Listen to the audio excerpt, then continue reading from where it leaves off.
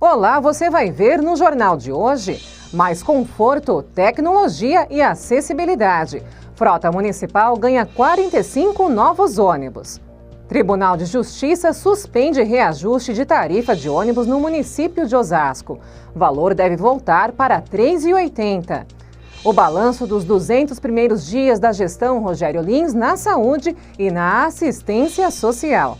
Colocamos ambulâncias em serviço, já regularizamos aí a questão da dispensação de medicamentos, substituímos o laboratório, que era um grande problema na nossa rede. Tem um novo prédio do albergue da região central, nós desativamos aquele prédio que existia há mais de 30 anos na cidade.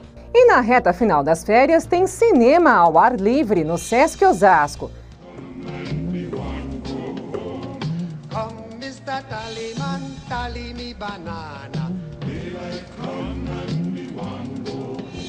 É agora no Câmara Notícias.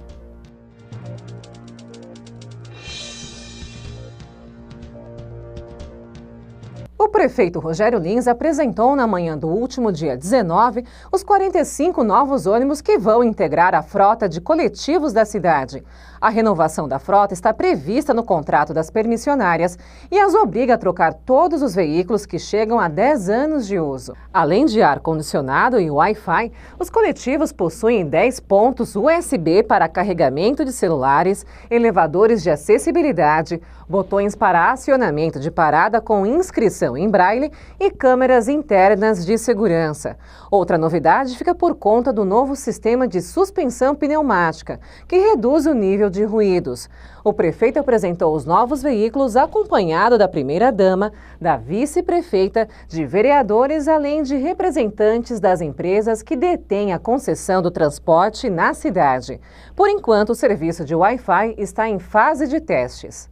Ainda falando sobre transporte municipal, na última sexta, o Tribunal de Justiça de São Paulo determinou a suspensão do aumento da tarifa de ônibus em Osasco. A passagem, que havia sido reajustada em 30 de dezembro para R$ 4,20, terá que voltar agora para o valor anterior de R$ 3,80. No entendimento do desembargador Antônio Tadeu Ottoni, da 13ª Câmara do Direito Público, o aumento foi acima da inflação e o decreto que o autorizou seria ilegal, porque o reajuste não foi submetido ao Conselho Municipal de Mobilidade Urbana, o Comurb. O magistrado também determinou multa diária de R$ 50 mil em caso de descumprimento. Depois de aprovada a reforma trabalhista, o governo Temer volta a se concentrar na reforma da Previdência. O presidente da Câmara, Rodrigo Maia, disse que vai colocar a reforma na pauta depois que a Casa votar se aceita ou não a denúncia contra o presidente da República. Aprovada na comissão, a reforma já pode ser votada em plenário. Mas o caminho é longo. São 2 turnos na Câmara e outros 2 no Senado. O texto que vai à votação define que a mulher só pode se aposentar com pelo menos 62 anos de idade e o homem com 65. Isso depois de contribuir por 25 anos para a Previdência. As exceções são para professor com 60 anos de idade e 25 de contribuição, trabalhador rural, 57 anos para a mulher e 60 para o homem, com 15 de contribuição, e policial, 55 anos de idade para os dois, com 30 de contribuição para o homem e 25 para a mulher. O governo diz que a reforma é a única maneira de equilibrar as contas e calcula o rombo na Previdência só no ano passado em mais de 220 bilhões de reais. Mas esse número está longe de ser unânime. O Sindicato dos Auditores da Receita, por exemplo, diz que o déficit foi de 15 bilhões no ano passado. O presidente da categoria concorda com uma reforma, mas não como essa tem sido proposta. Temos graves problemas no relatório aprovado na comissão especial e atacamos todos esses problemas. Um deles é que ele vai trazer reflexos muito ruins para o trabalhador brasileiro, na medida em que acaba com uma série de questões que serviam principalmente para a população mais pobre do país, né? Nós esperamos que o Congresso Nacional dê uma resposta efetiva a essa reforma da Previdência, que, como nós dissemos, não é a melhor reforma para o país. Já a Confederação Nacional da Indústria apoia a mudança. Este economista da instituição diz que ela é a solução para gastar menos com Previdência e mais com investimentos. O crescimento desse gasto com previdência, faz com que gastos com investimento, saúde, educação, eles tenham que ser contidos. Por quê? Porque nós temos que fazer o ajuste fiscal, porque estamos numa crise fiscal e o ajuste é inevitável. Os gastos dos brasileiros com viagens para o exterior cresceram nos 6 primeiros meses do ano. De acordo com o Banco Central, a alta é resultado da queda no valor do dólar. De janeiro a julho foram 8 bilhões e 800 milhões de reais, 35% a mais que no mesmo período do ano passado. Só em julho, mês de férias, o gasto foi de 1,5 bilhão de reais. A balança comercial brasileira, que é a diferença entre o que o Brasil importa e exporta, também teve resultado positivo. O excedente foi de 750 milhões de reais nos primeiros 6 meses. Foi o melhor resultado no primeiro semestre em 10 anos. No mesmo período do ano passado, houve um saldo negativo de 8,5 bilhões de reais. De acordo com o Banco Central, esse bom resultado é consequência do aumento no preço das commodities, que são mercadorias produzidas em larga escala e comercializadas mundialmente. As safras recordes no país também contribuíram para esse desempenho. O Brasil assumiu a presidência rotativa do Mercosul. Na última sexta, o bloco cobrou que a Venezuela retome a ordem institucional e o diálogo entre o governo e a oposição. Na reunião, foi feito um balanço da presidência argentina do Mercosul. Nos últimos 6 meses, foram eliminadas muitas das 80 barreiras comerciais dentro do bloco. Também houve avanços nos processos de integração com outros países da América Latina, da Europa e da Ásia. Mas o destaque foi a delicada situação da Venezuela, que, apesar de ser membro do Mercosul, não participou da reunião. A Venezuela aderiu ao Mercosul em 2012, mas foi suspensa no ano passado. Primeiro, por não ter adotado cerca de 200 normas de integração. Depois, segundo os outros participantes, por ter violado a cláusula democrática. O anfitrião do encontro, o presidente da Argentina, Maurício Macri, pediu a liberação dos líderes opositores presos pelo governo venezuelano. Macri passou a presidência do Mercosul para o Brasil. No seu primeiro discurso, à frente do bloco, o presidente Michel Temer disse que houve ruptura da ordem democrática da Venezuela. Essa é a postura do Mercosul em seu conjunto. Nossos chanceleres reconheceram formalmente a ruptura da ordem democrática na Venezuela. Nossa mensagem é clara: conquistamos a democracia em nossa região com grande sacrifício e não nos calaremos, não nos omitiremos frente a eventuais retrocessos. No encontro, os governos dos 4 países fundadores do Mercosul e também do Chile, da Guiana e do México divulgaram um comunicado manifestando sua profunda preocupação com o agravamento da crise na Venezuela. E no próximo bloco, as entrevistas exclusivas com o secretário de Saúde e a secretária de Assistência Social de Osasco. Encontramos a saúde numa situação muito crítica, aliás, como em todo o Brasil, né? Não é um privilégio de Osasco. E por ser uma área muito sensível, as nossas providências iniciais foram no sentido de apagar incêndio mesmo. E também com a inovação do albergue do Rochdale, que é uma obra que foi pensada para atender essa população, foi construída essa planta com representantes da população em situação de rua. Não saia daí, é depois do intervalo.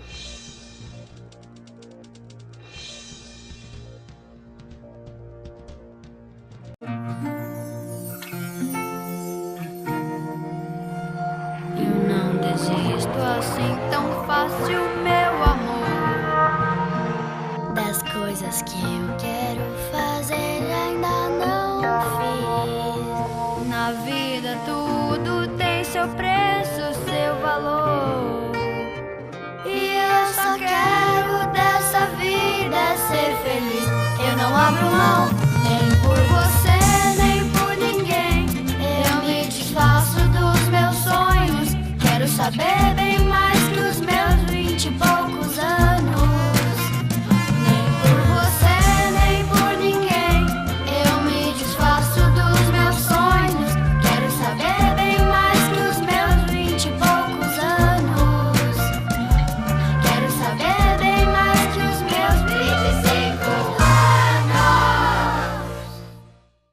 Para alterar a titularidade da conta de energia da AES Eletropaulo, é muito simples.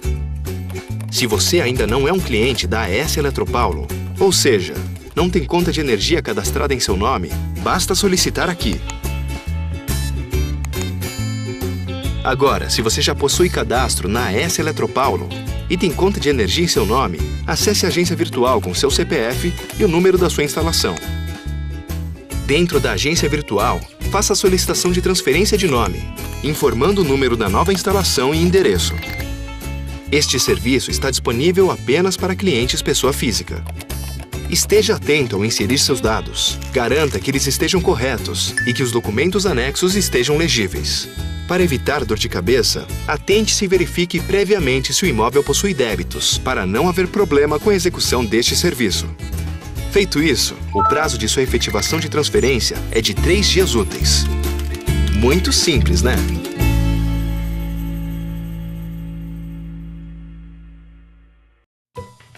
Toda pessoa idosa deve ter acesso a políticas públicas para envelhecer com dignidade. O envelhecimento é um desafio para toda a sociedade.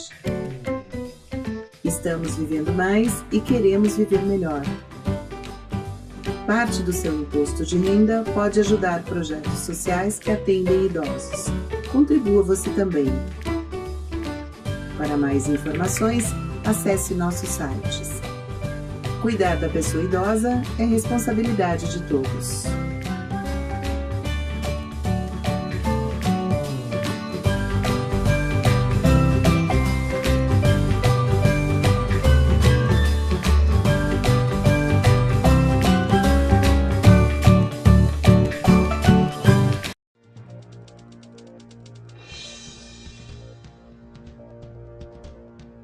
Na semana passada, o prefeito Rogério Lins fez um balanço de seus 200 primeiros dias de gestão. Depois do evento, nossa reportagem conversou com o secretário de Saúde, José Carlos Vido, que falou sobre os avanços e desafios que enfrentou na pasta neste período. Acompanhe. Encontramos a saúde numa situação muito crítica, aliás, como em todo o Brasil, né? Não é um privilégio de Osasco.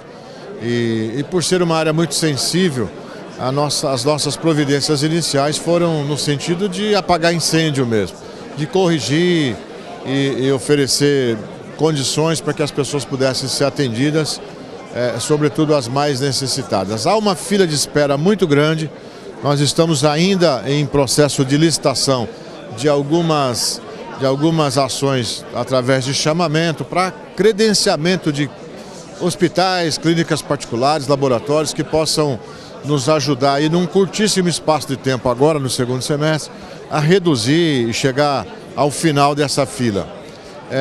Colocamos ambulâncias em serviço, já regularizamos aí a questão da dispensação de medicamentos, substituímos o laboratório que era um grande problema na nossa rede, os exames não voltavam, demorava excessivamente, isso nós já tivemos sucesso.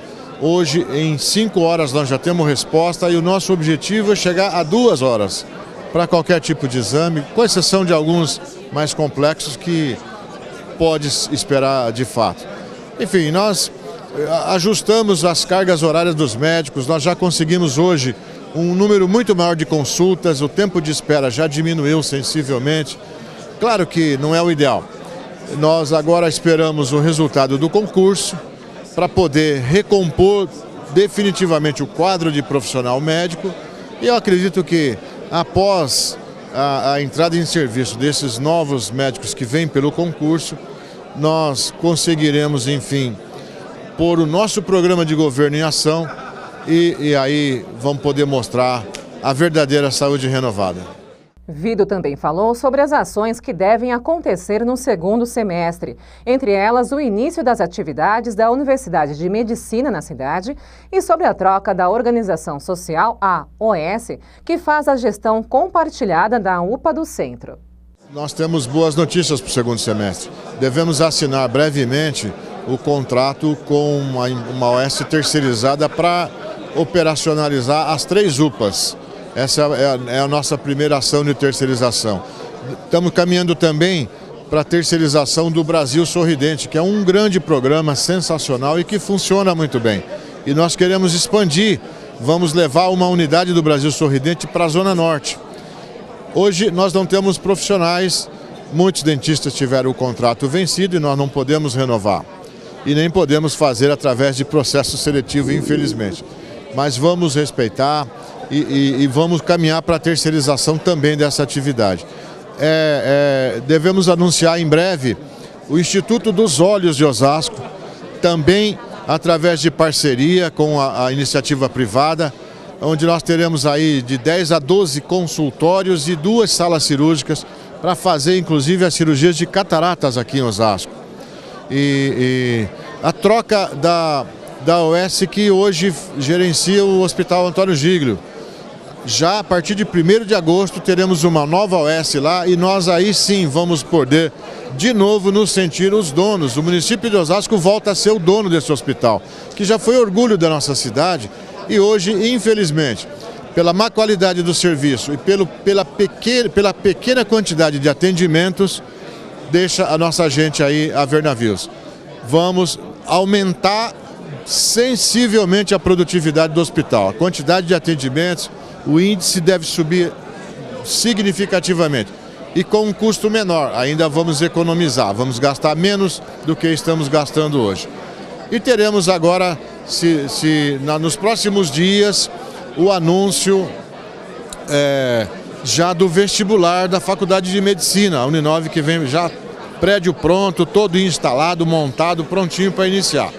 Só aguarda um parecer final do MEC, nós já fizemos a nossa parte, a saúde, toda a cidade foi vistoriada pelo MEC, tudo aprovado, todos os relatórios aprovados.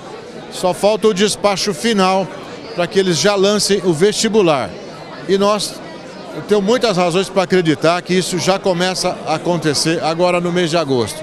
Se não no início, vamos fazer um ano letivo um pouco diferente, mas teremos aula de medicina em Osasco já no 2º semestre. A parceria com a Uninove nos traz, além dos alunos, nos traz um grande número de residentes que estarão nas nossas unidades ajudando no atendimento.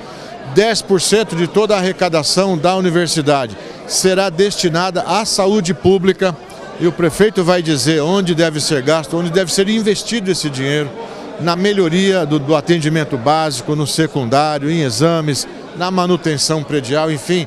O prefeito vai destinar essas verbas, além das 7 vagas que nós teremos inicialmente, 7 vagas com bolsa total para alunos aqui da nossa cidade. E fora as aulas, os cursos de capacitação, treinamento, todo o aperfeiçoamento na nossa rede, que nós vamos poder contar com a Uninove sem custo algum para o município. Suzete Franco, secretária de Assistência Social, também fez um balanço das ações que estão em curso aqui no município. Entre elas, a abertura de um novo albergue no centro de Osasco nesta terça-feira. É verdade. Osasco, a partir de semana que vem, ele tem um novo prédio do albergue da região central. Nós desativamos aquele prédio que existia há mais de 30 anos na cidade, né? Um prédio que foi condenado até pela Defesa Civil, e, enfim, em situações insalubres. Então, esse albergue ele foi desativado e a gente está organizando o novo albergue que vai atender em média 60 pessoas por dia, que era a mesma capacidade do albergue antigo, e também com a inovação do albergue do Rochdale, que é uma obra que foi pensada para atender essa população, foi construída essa planta com representantes da população em situação de rua. Então o albergue do Rochdale fica pronto, né? A obra em dezembro e a gente inaugura no aniversário da cidade, dia 19 de fevereiro.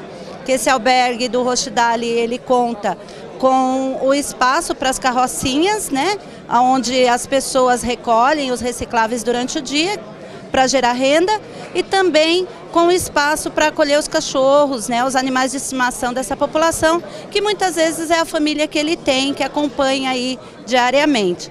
Então é um ganho para a população em situação de rua, é um ganho para a cidade de Osasco, né, que é uma cidade que investe nessa política, né, na região oeste é a cidade que mais investe na política para a população, e a gente espera ter aí grandes avanços, além do acolhimento, a proposta de reinserção deste público.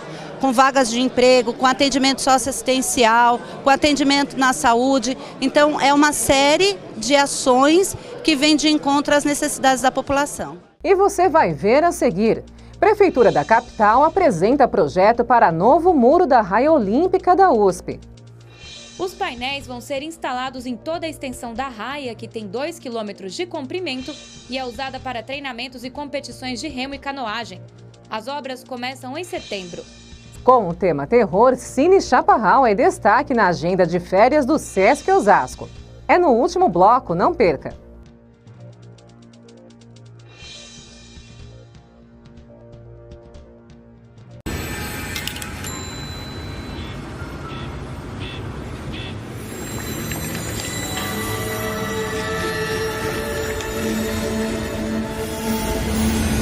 Suas mãos podem contar histórias. Suas mãos podem mudar histórias.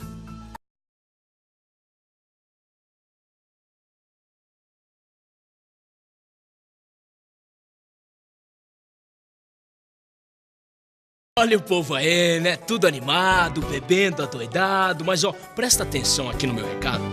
Se bebeu, não dirija. Ninguém quer pegar a estrada e acabar estrupiado, pô. Se cuida, peão!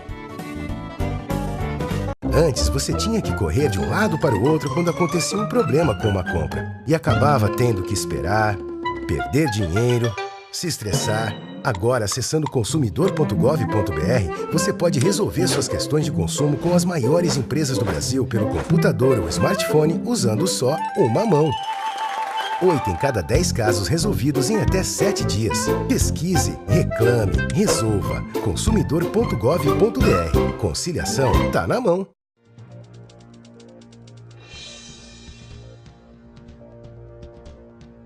As férias escolares estão entrando na reta final, mas ainda tem muita opção na programação do Sesc Osasco. E seguindo a temática terror, na sexta às 8 da noite, tem o clássico de 1985, A Volta dos Mortos-Vivos, no Cine Chaparral, onde os filmes são exibidos ao ar livre, bem no estilo drive-in. No sábado, no mesmo horário, tem outro clássico, Os Fantasmas se Divertem, do diretor Tim Burton. O filme, que foi sucesso nos anos 80, deve ganhar uma continuação com o elenco original.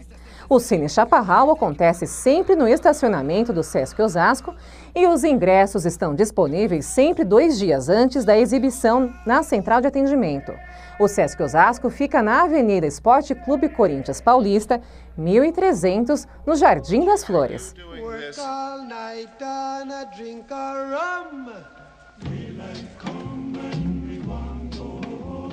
Stack banana till the morning come. Daylight come and me want go home. Come, Mr. Tallyman, tally me banana. Daylight come and me want go home. Come, Mr. Tallyman, tally me banana. Daylight come and me want go home. Live 6 foot, 7 foot, 8 foot bunch. Daylight come and me want go home. 6 foot, 7 foot, 8 foot bunch. Daylight come and me want go home. A Receita Federal oferece serviços de inclusão e exclusão do nome social do Cadastro de Pessoa Física, o CPF. A medida visa atender a um decreto publicado em abril do ano passado, que trata do uso do nome social e o reconhecimento da identidade de gênero de pessoas travestis e transexuais. Desde criança, Rubi não tem dúvidas que está no corpo errado. Nasceu homem, mas conta que sempre se sentiu mulher. Por isso, há 7 anos, decidiu passar pelo processo de transição de gênero e vem lutando para mudar também o nome em todos os documentos. É uma luta de muitas transexuais e travestis no Brasil, porque a gente ter um corpo feminino e ser chamada por um nome masculino é bem constrangedor. Hoje, para a Rubi, foi um dia de conquistas. A estudante foi à Receita Federal incluir o nome que ela escolheu e se identifica no cadastro de pessoa física. O que combina mais comigo, né? Rubi é uma joia rara, né? E para mim tem sido uma vitória, né? essa nova etapa, essas novas conquistas que as travestis e transexuais vêm adquirindo. A mudança no CPF de Rubi, assim, de forma rápida e gratuita, agora é possível porque a Receita Federal autorizou o uso do nome social no cadastro. O nome social é a designação pela qual a pessoa travesti ou transexual se identifica e é socialmente reconhecida. A medida atende a decreto publicado em abril do ano passado. O atendimento foi pensado para ele não ser burocratizado. Ele preenche um formulário, uma declaração de vontade do cidadão, ele vem ao atendimento da Receita, apresenta seu documento de identidade e diz qual é o nome social que deseja que seja incluído no documento. Rubi ainda espera uma decisão judicial para incluir o nome social também na identidade, mas conta que a mudança no CPF já vai facilitar a vida. Quando sair a sentença do juiz, vai ser ainda muito mais fácil essa retificação nos próximos documentos também. A Prefeitura da capital paulista e a USP apresentaram os detalhes da obra para a substituição do muro que separa a Raia Olímpica da Marginal Pinheiros por painéis de vidro.